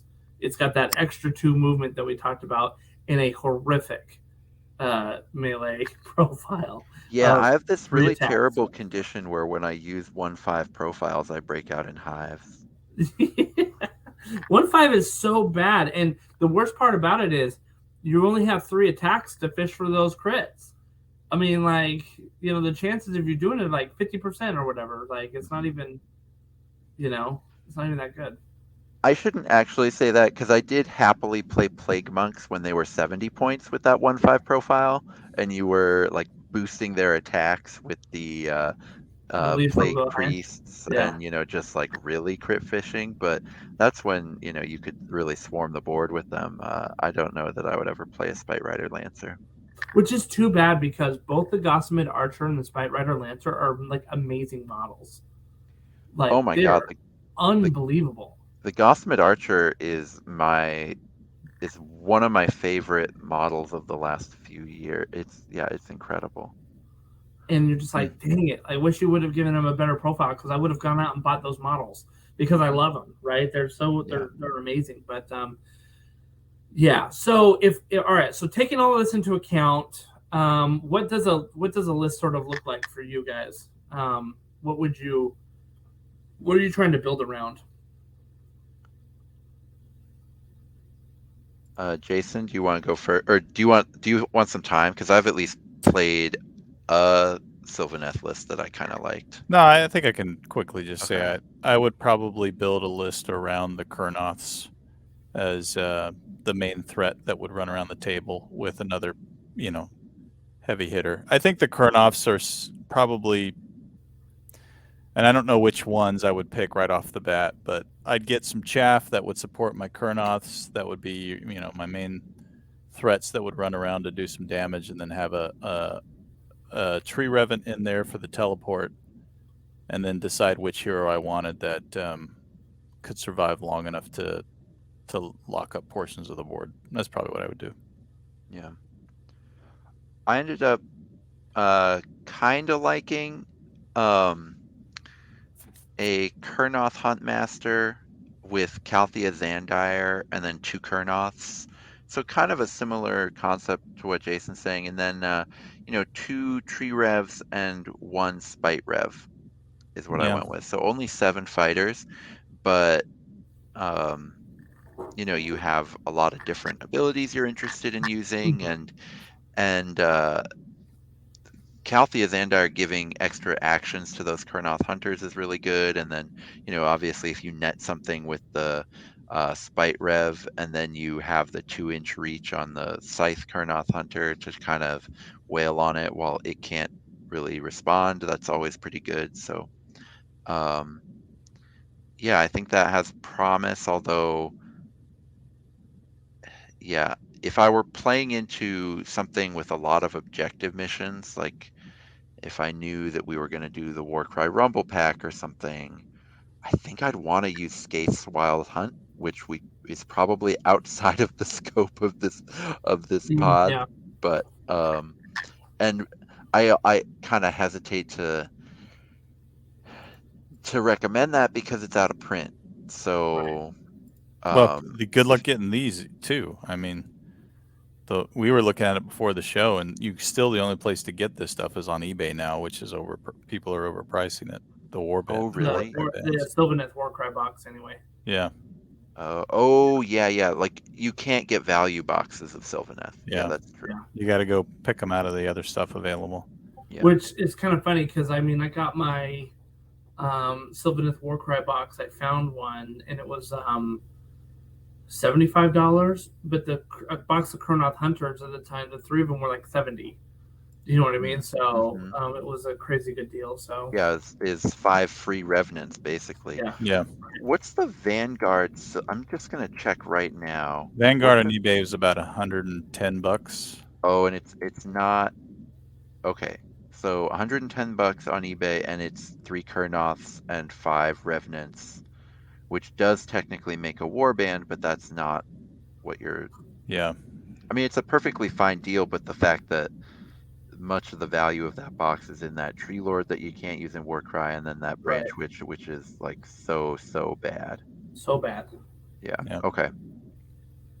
Yeah, that's a little tough from a it's not a budget-friendly faction at all. For one that has a 40% win rate at tournaments. Yeah. You got to really love them, I think. Yeah. Yeah. But I think part of that low win rate is because, there are good fighters in this warband. It's just there's so many beautiful, unplayable fighters that I think a lot of people are just bringing in a Flitwing Scion because it's beautiful, and it's losing them games. Yeah. I think that's probably pretty accurate. And I don't know that the pool of Sylvaneth players is really that large. You know what I mean? So it could be that the ones that are bringing those Scions are really dragging that score down. Right. So, As far as people like really min-maxing them, I mean, Eric, I think, is the only one that I have seen who goes and he to did good. any I mean, event. he took like, I think if I remember correctly, fifth place in our tournament with him. Yeah. You know, hmm and I think he has both of the 3 ones that yeah, Sylvaneth has achieved. yeah, right, And I think that's it. yeah, And they're both him. So yeah. yeah, definitely. So, well, hopefully we gave everybody some food for thought. You know, a branch to chew on when thinking about when thinking about Sylvaneth.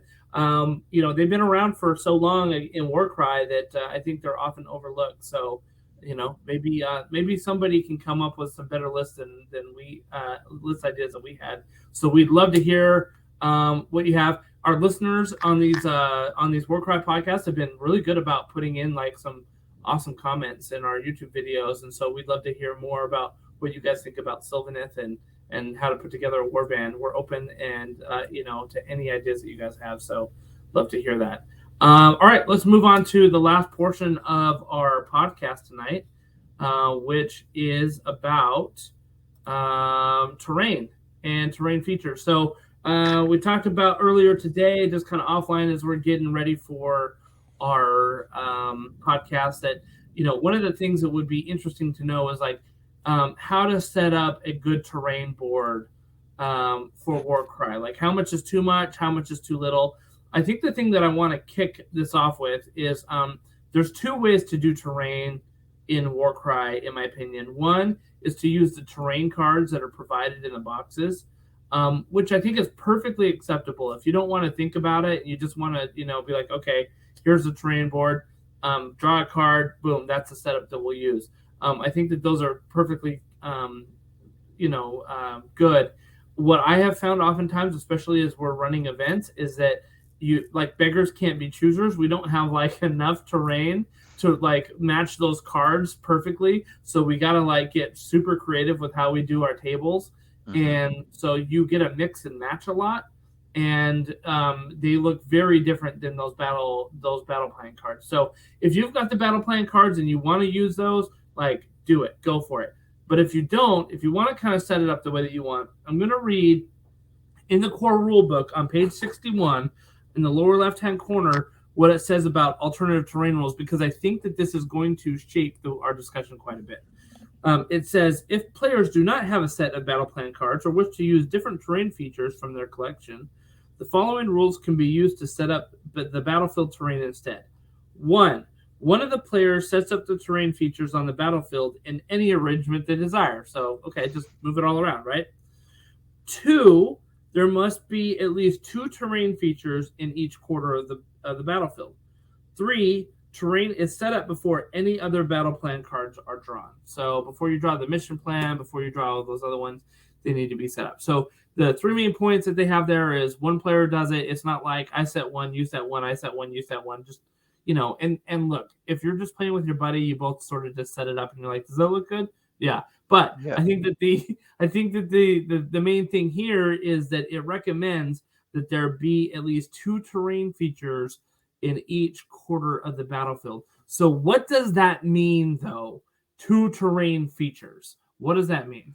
I would argue that they think that, say, these awful terrain sets that we've gotten in the last few boxes, not awful, but too small terrain sets that we've gotten in the last few boxes, I would say they think that counts because it's 3 big pieces and like 6 or maybe not 6 or like 5, I think, small pieces, but that's 8. And so then it's like, but to me, when I read that, I think of 1 big and 1 little in every quarter.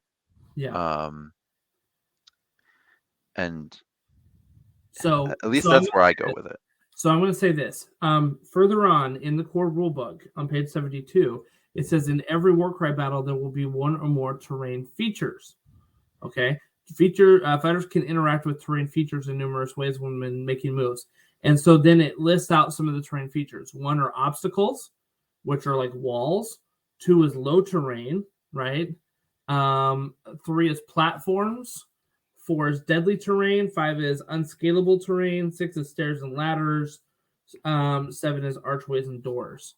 So those are all considered terrain features. Mm-hmm. So Dan, I think you are absolutely correct when you're saying I believe that GW looks at their board that was pretty skimpy and they say, hey, we have more than 2 terrain features here in this thing. And in fact, let me pull up the see, here's the board right here, right? So you've got in this quadrant right here, you've got 1, 2, 3.5 here, right? And that little, that little rib that one right cage. there, right? 1, 2, yeah, you got here. You got 1, 2. There's probably another one here. There are exactly 8 pieces of terrain on that board right there. They are claiming, according to them, they are matching the core rules. Mm-hmm. Yeah. But we look at this and we say, this is light. Like, it is super skimpy, right? And I wouldn't call that unplayable. It's definitely, it's enough to be playable, but it is light. Yeah. So we have all right, so in an ideal world, let me ask you this question. And then I've got some pictures of like terrain layouts that we can kind of evaluate based on some of the criteria that we set up. So in your ideal world, Dan, what does terrain look like on a Warcry board? And we're talking, look, let me back up too. Sorry. Narrative, you may need to set it up a certain way. You might be making an assault on a fortress. You might be, having to like barricade yourself into somewhere. So narrative, we're not talking really about that because I think that you set those up according to the narrative play that you want to do, right? We're talking about match play or open play. How in an ideal world, how would you set up your terrain? Like if you're setting up for a tournament, what does that look like? I do lean towards rule of cool. Yeah. Right. So I would say either it should be sort of dense, spread out, and vaguely symmetrical, or it should look like a real place. And as long as it's doing one of those two things, or like either of those solutions, I think work really well for me. Mm-hmm. And the boards that look like a real place, they often are pretty dense in terrain anyway, because it's like that's how you build the character of the place. But if you can't make it look like you're telling a story on this board, then just having a very symmetrical so that it's competitively balanced, and then dense enough to really make people think, then I think you're in a good spot. Yeah. Okay. What about you, Jason? What does your ideal board look like if you're setting up for a tournament? I used to think that I enjoyed asymmetry, and then I enjoyed the roll off to determine who got to decide. But what I found most of the time is that at tournaments and other things, you're already sitting down, and it's like, I'm just going to stay over on this side because this is where I'm sitting. Yeah. So it's like, yeah. okay. So at that point, I'm like, let's make it symmetric. It can look visually appealing. It doesn't have to be that you have a 2-inch wall 1 inch from your center, and I have a 2-inch wall 1 inch from my center. But we both have obstacles near our deployment zones and things like that. I'm fine with symmetry. I think I've gotten a little more lackadaisical about it. I do think that the monsters have driven a lot of people to think about how terrain's placed to try to restrict monster movement. But I know when we played Gen Con tournament last year, the guy who threw that tournament together the last moment, bless his heart, he brought what he had. But that was like super terrain light. There was like two pieces of terrain on every board. And it was hard to utilize that terrain to play a game of Warcry, to be honest. I think what we're looking at here, I stand by my statement earlier. I think all of the terrain, in my opinion, needs to be interactive, meaning I either can climb up it, I can move under it, I can be on top of it. When I look at this pyramid, I think it's just eating up a huge portion of the board. that will never be played, and people are either just going to run around it, or flyers will jump up on top of it, and then you just ignore the flyer because I don't want to waste time to get up to you. Yep. Yeah. But yeah, so that's I like symmetry, and I like terrain. I like dense terrain, and I like terrain that can be engaged in all aspects. Climb it, go under it, go on top of it, that kind of stuff. Which really goes towards a lot of platforms. Yeah. So I have some general rules that I like to follow. I mean, they're kind of internal rules. So maybe they're really strong guidelines more for myself, as I'm trying to set it up. But I thought your boards at Nova were really good, by the way. Thank you. One of the things, so I've got a lot of different terrain. I mean, I've got a lot of sets of actual GW terrain, right? In fact, I don't have any sets that are not GW terrain.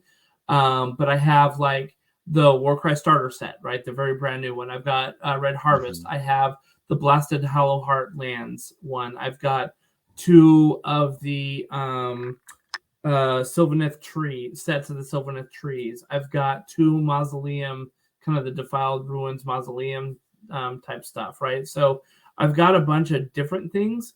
And so one of my first strong guidelines is that I feel like you need a big piece in each quadrant. You should have at least one big piece in each quadrant.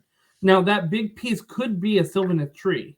You know what I mean? Like one of the Citadel trees. Like I think that that's big enough to be a big piece in one quadrant. But you should have something that you could try to climb on, or forces you to go around, or something like that. So you want to. I think you need at least like one quadrant, right? Number 2, you do need to incorporate firing lanes, and those firing lanes also become passage lanes.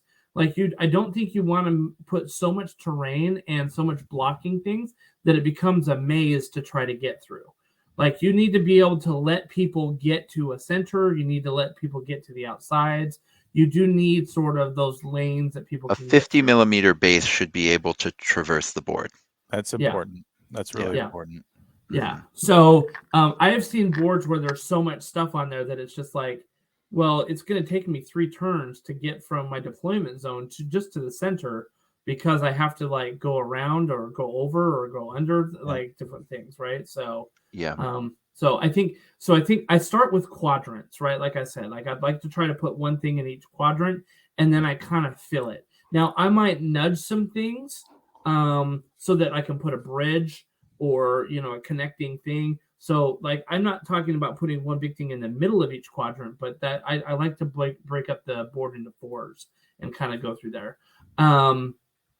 Scatter terrain, I do like to put it in places where you would say like, okay, this is an easy route to go through. Let's maybe make it a little bit more difficult so that it's just not a freeway leading into the one spot, but it's not.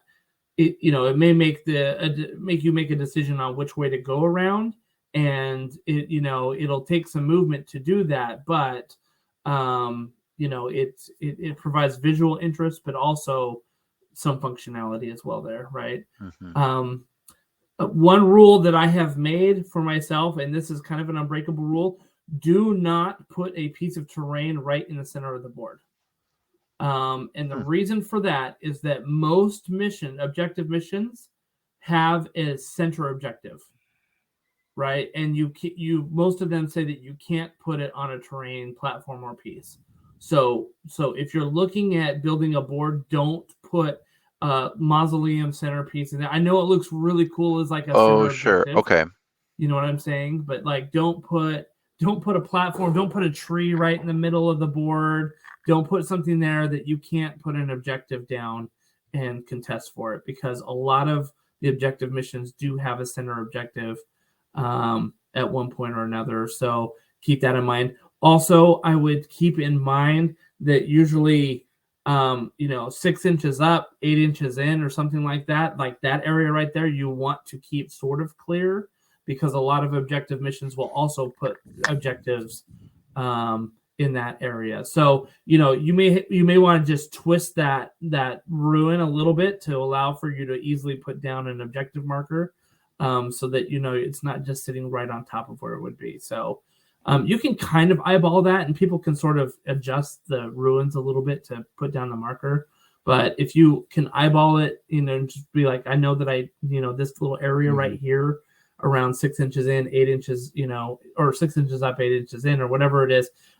Just don't put a whole bunch of terrain in that one in those quadrant spots. I read. think. Go ahead. Go ahead, Dan. Oh, I was going to say, I kind of think one sort of exception to that is when you have the multi-level terrain where it's kind of easy to get stuff under. So you've got like a platform and then an area under it. Especially the Red Harvest is great for that. Yeah, exactly. And so that can be kind of cool. Or sometimes if you have like 2-inch tall terrain, like putting a little walkway over that center line or one of those 8-6 lines, and all of a sudden it's like, okay, if I'm on the walkway, am I counting? Okay, yes, but only if I'm like right on it. And then like someone can be 3 inches away on the battlefield floor and counting, but I can only be 1 inch away on the walkway and counting. And I actually find that creates some kind of fun situations. 100%. Yeah. I read an article once that really resonated with me. Is that in the center area of the board, you should never have terrain like walls and buildings that provide blockage with cover back towards the edge of the board. So that means if you decide to go into the center and you're in some of those kind of early Warcry 1 terrain, right, that were like the ruins with the walls and the platforms on them, those are turned such that if you're under the platform, you're exposed to the center of the board. So that you can't kind of come in and try to get near that objective, but still be back hidden behind, so that people have to go all the way around to get to you. So if you're going to come into the board to fight in the center, you're going to be exposed to the center, whereas people on the outside might still have to get to terrain through terrain to get free. That resonated a lot with me because I played a couple tournaments where there was a terrain piece that was placed very close to the center on my opponent's side with a door right there. And so he just had his guys hiding on the other side of that wall until it was his turn. Then he piled through the door right onto the objective. And like, I couldn't get there because my terrain piece was flipped the other way without a door. So I had to like walk all the way around, and he just kind of went zoop right through the door to the terrain, and then it went zoop right back through, so that I couldn't reach him to attack him. So something to think about. And one minor issue also with those original terrain sets, I think the original terrain set's amazing, but the doors, I have gone through and painted all of my doors a different color than what's around them. It's so easy to forget them. Yeah. You have to. So like everything, it's if the main grate is steel, the door is gold. If it's always, because otherwise it's too easy to forget. Yeah. I'm just gonna paint mine pink, hot pink. Hot pink. Yeah, exactly. So those are generally kind of the rules. I will say this too. I like to there's 2 rules that I like to house rule when I'm running 2 terrain rules that I house rule when I'm running a tournament. Number 1, I use the hoist rule from Red Harvest. I think it's really good, which is if it's 3 inches from the platform to the bottom, you can jump up to that if you've got the movement, right? You could it's basically like grabbing and hoisting yourself up. So you don't have to have a walkway or a ladder. Now you can't do it for something that's like 6 inches high. You know what I mean? But the idea is that your model could reach up and pull themselves up. So a lot of the bamboo ladders, like if they are only like less than 3 inches high, that you could kind of hoist up. You don't have to go all the way over to the tree and then up.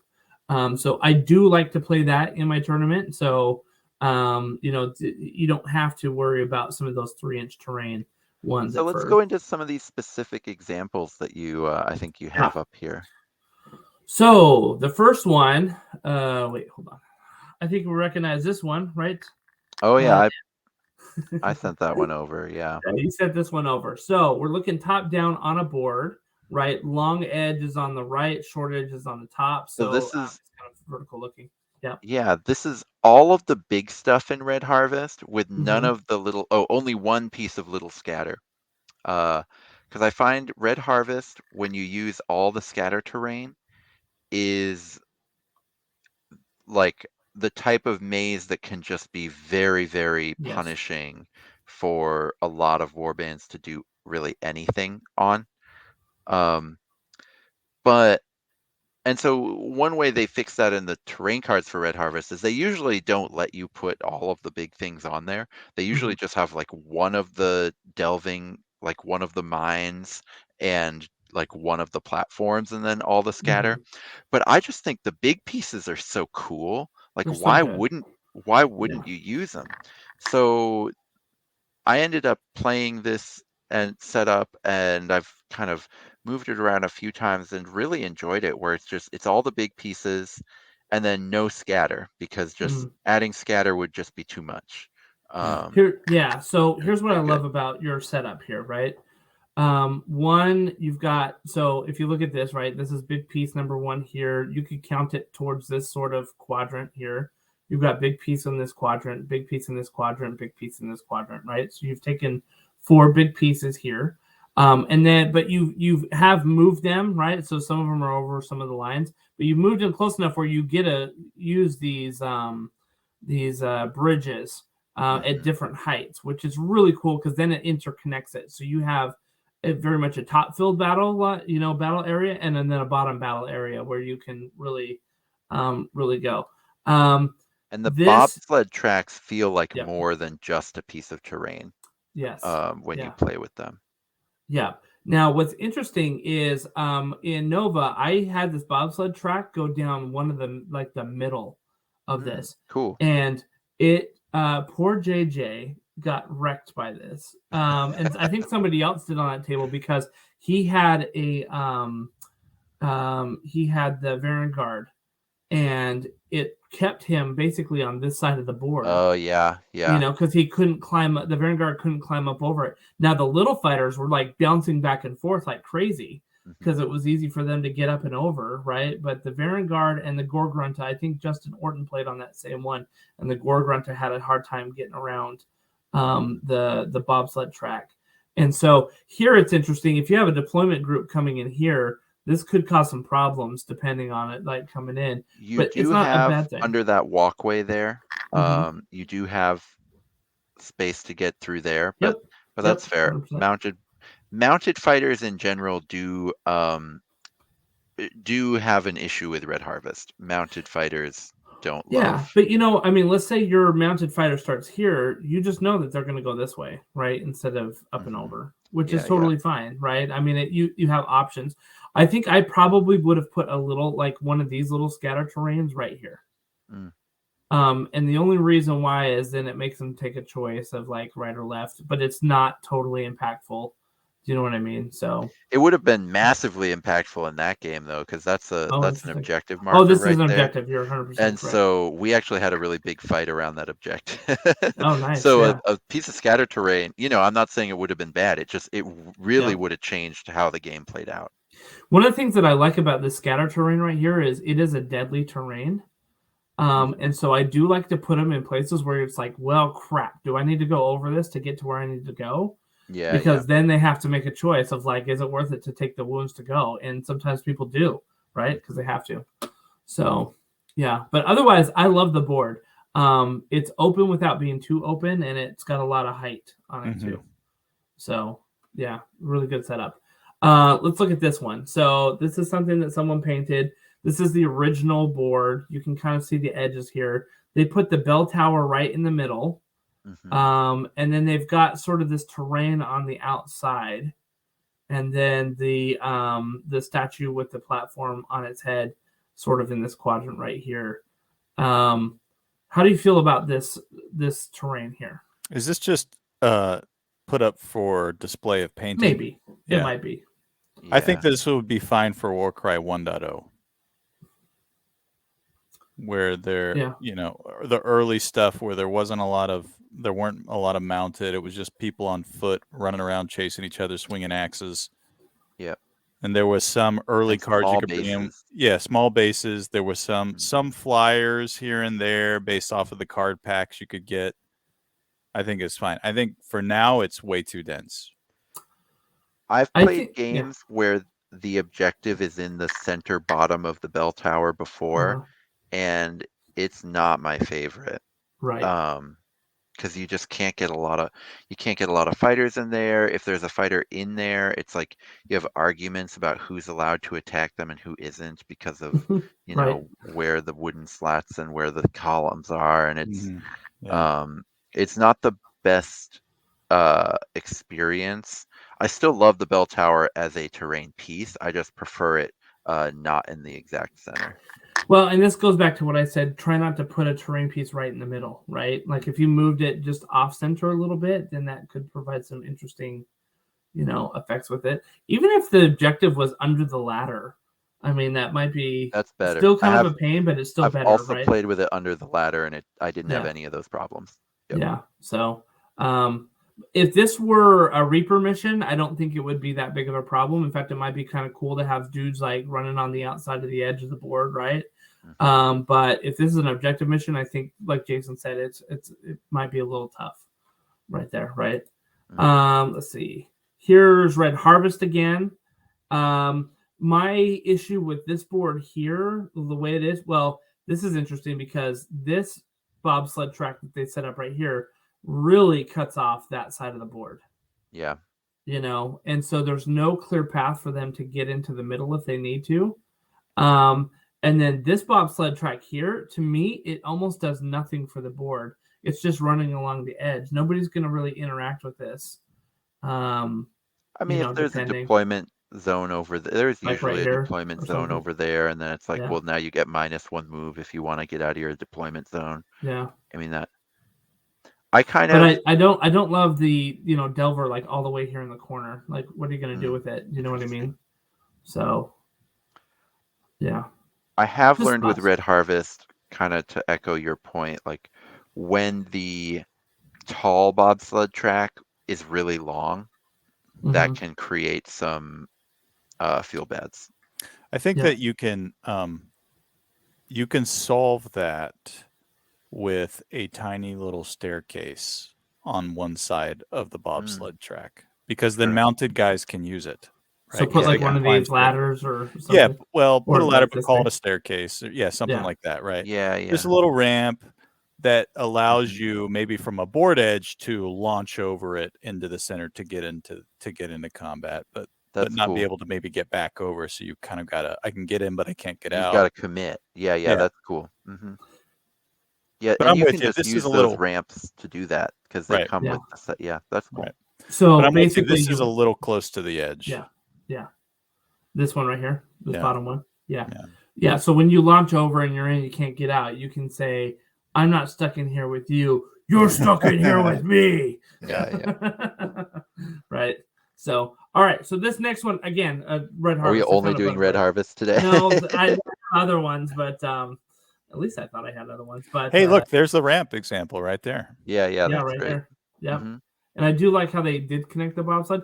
Now they use both bobsleds here, right? That like, I feel like it's duplicative, but it's okay. It's kind of interesting. You can't deploy in this one. No, you can't. That's true. It is a little crazy, isn't it? But I think this board is great if you just take out that one spike that's in the center of the right side of the board there. This right here. The deadly terrain, like a little higher and to the right. If you take out that deadly terrain, because you literally cannot deploy if you end up, because there's a ton of missions where you deploy right there. Yeah. And you cannot deploy. But if you just take out that piece of terrain, I think this is good. I like it. All right, so here's a starter box again. Again, I try to avoid. To me, I try to avoid this middle one, right? Because it very much states in the objectives in the core rule book that unless it says that you can put it anywhere on the objective anywhere on the battlefield, it has to be on the floor. It cannot be on a terrain feature, right? So look at all that empty space back there. You can just push it over and then you're good. Right, exactly. There's a ton of empty space back there. Yeah. I'm not crazy about this barricade wall that happened right here. I think this is for display again, right? Probably. Again, there's a ton of empty space over on all this terrain is pushed as far towards the camera as it'll go. I think this Yeah. is for display, and I think if you kind of toss that scatter terrain over into that massive empty space back there, I think Right. this is great. You know, Yeah. I Yeah. really like how they've set up the ruined buildings on the two sides, Yeah. because that makes this feel like a ruined town. Like it feels like a place, and I'm Yep. really big into when people get their boards such that it feels like a place. I think that's a really good point, right? Like you've got like these kind of starting areas, and I think if you broke this up to, and I mean, like, yeah, who puts scattered terrain like this, right? This is definitely display, kind of what they're doing, but just move this around. I will say that I have seen people set up boards where you have these chained together, these dangerous terrain barricades, and you have to be very careful about chaining these together. Otherwise, you've caused people to go all the way around, right? To do it. So it should prevent maybe a straight line movement, but it shouldn't prevent like a, an around it movement. Yeah, you get a little bit of, and I think this is a display too, but we'll just use it as a case study, right? Yeah. It's a little unfair on the deployments because one person is extremely squished and limited in his ability to get engaged, while the other person's got massive amounts of space to decide what he wants to do with his deployments. Yeah. All right, last one I have. I'm going to zoom in. Hopefully that helps. All right, so this is pretty much like what I think is, again, this is probably a little bit of a display because it's basically every piece in the starter set that is here on the table. I don't think it's terrible, but it does feel a little squished. Like there's a lot of open space in this northwest or northeast corner right here. And there's some space down here in the southeast one. So it does feel kind of heavy. Take some of those scatter pieces that are near the camera and put them in the empty space that's far from the camera. And then I think you've got a good board again. Yeah. So, and I would probably take this whole massive thing. I like it being connected, but I would shift it down this way, right, to the lower right to get it off of that center piece right there so that you can put an objective right there. But just shift that down a little bit. Take some of the scattered terrain and put it up here and maybe down there. And I think you've got a really good board. Is that where the center? I think because right of here, the. Right? I think it's a little further up. I think it's by that scattered. Oh, maybe not. Tough to say. It's hard because it's a little bit grainy, but yeah. But I still think I would push it down just a little bit. Yeah. And just open up that middle a little bit more, because you do want people to kind of meet in the middle. We want everybody to meet in the middle. Someone who had the foresight not to glue their stairs to the bell tower like it says in the instructions. I almost did that, and then I was like, I saw somebody on, I think, Reddit or Facebook or something like, watch this video first. Don't glue anything. So yeah, definitely. So hopefully this was helpful for some people. I think it's a little tricky with some of the gnarlwood terrain that we have because some of those trees are so dominant on the board. But you've got bridges that have to connect them. And they're incredibly dominant in the sleeve space above the board when you reach for stuff. It's the worst. You have to do short sleeve shirts for sure. Yeah, you cannot play gnarlwood in the winter. It just cannot be done. It's very true. Very true. Something to think about. So, but look, when you're using other sets like the Mausoleum or the Soul Drain Forest, those types of things, one thing that I would add is that it's always great to have kind of three-dimensional terrain, meaning that you can go up heights. And unfortunately, the Mausoleum doesn't have really anything that you can climb on. So I always like taking the Mausoleum pieces because I think they're amazing. I think they're awesome.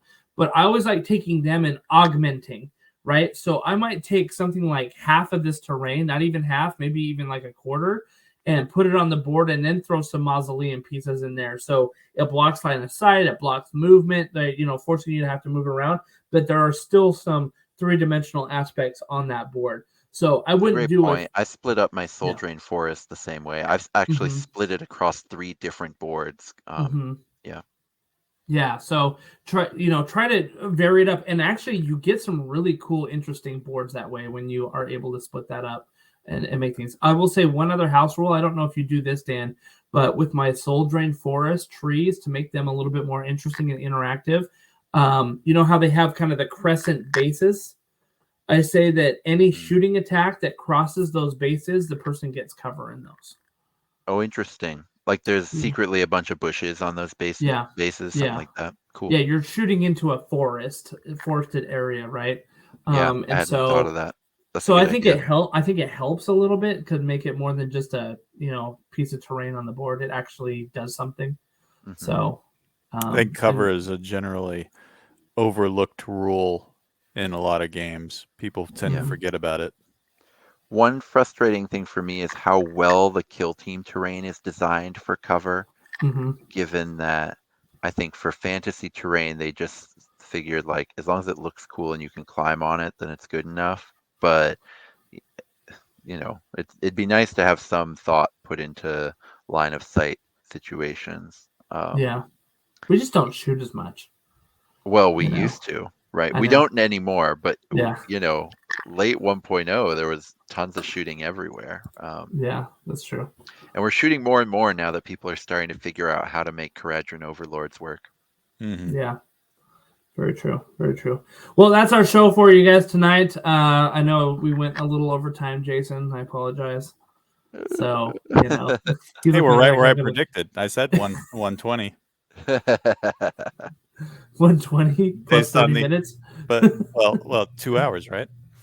Oh yeah, 120 minutes. Yeah, based off of the agenda, but good topics. Yeah, very good topics. Very good topics. Thank you, as always, Dan, for coming on, and Jason for being here with me. And we thank you, the listeners, for putting up with us and listening to our musings and ramblings as we go through these different topics. And if you've got any questions for us, feel free to join our Discord below. We've got a very budding Warcry community that we actually have I think a really good group in there that loves to talk Warcry and other games too, such as RPGs and board games. So if you're interested, join us at our Tabletop and Beyond Discord that is below. And otherwise, we will see you at the tables. Have a great night. See ya. See ya.